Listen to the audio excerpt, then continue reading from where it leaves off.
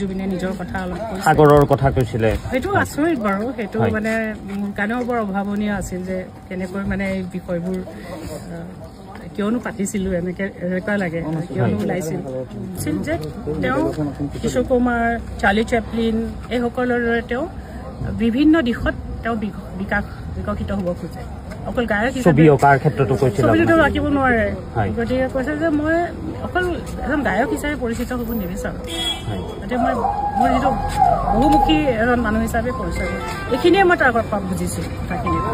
বাইদেউ যে ল'ৰাজনৰ ক্ৰিয়েটিভিটি তাৰ ব্যক্তিত্ব এইবিলাক আমি অলপ চাওঁ আমি অবজাৰ্ভ কৰোঁ সকলোকে কৰোঁ অকল জুবিন বুলি নহয় গতিকে সেইদিনা যিহেতু মই জুবিনক পালোঁ গতিকে জুবিনৰ ভিতৰখন জুবি চাবলৈ মই চেষ্টা কৰিছোঁ আৰু তাৰ যিটো জীৱনৰ পৰিক্ৰমা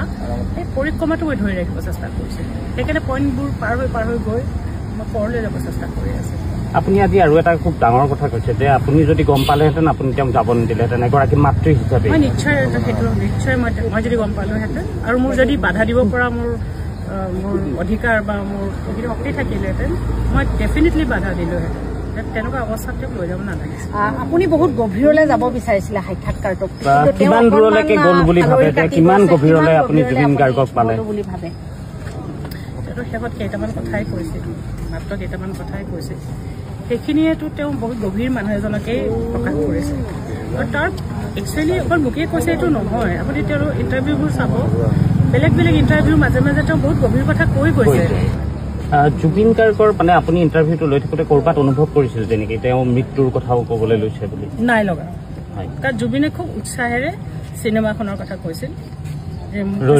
ৰৈ বিনালে কৈছিল আৰু খুব উৎসাহেৰে কৈছিল মই ঘৰলৈ তোমাক লৈ যাম আৰু বহুত মানে খুব উৎসাহেৰে কৈছিল যে চিনেমা তুমি আহিবা তুমিও চিনেমাত আহিবা মোৰ ষ্টুডিঅ'লৈ আহিবা আৰু চিনেমাখনত মই মোৰ চিনেমাত তোমাক এক্টিঙো কৰিব দিম এনেকুৱা ধৰণৰ ধেমালি কৰিছিল আৰু তুমি এদিন দেখিবা চিনেমা বহুত ডাঙৰ নিচা তাৰপৰা এবাৰ সোমালে ওলাব নোৱাৰি গতিকে মই তাত কোনো ধৰণৰ এই ধৰণৰ কোনো ধৰণৰ হতাশা বা এই ধৰণৰ কোনো মনোভাৱ মই তাৰ ভিতৰত দেখা নাছিলোঁ কথা নাপাতোঁ কাৰণ মই আমাৰ যিটো অফিচিয়েল যিটো পডকাষ্ট সেইটোক লৈহে আমি কথা পাতিছিলোঁ সি খালি কৈছিল যে ঘৰ মানুহ এজনক যদি মই এটা একজেক্ট লাইনটো নাজানো মানুহ এজনক যদি মানে কষ্ট দিব লাগে বা শেষ কৰিব লাগে ঘৰ এটা সাজিবলৈ দিব লাগে এইটো সি বহুতবাৰ কৈছে মানে 2-3বাৰমান কৈছে মানে মোৰ লগতো কৈছে সকলোৰে আগতো কৈছে গতিকে ঘৰটোৰ লৈ পেলাই তাৰ অকণমান হয়তো চিন্তা আছিল যিটো মোৰ হয়তো তেনে লাগে যে ঘৰটোক মানে খুব তাৰ ইচ্ছা আছিল ঘৰটোক সেইটো কিন্তু বুজি পোৱা যায়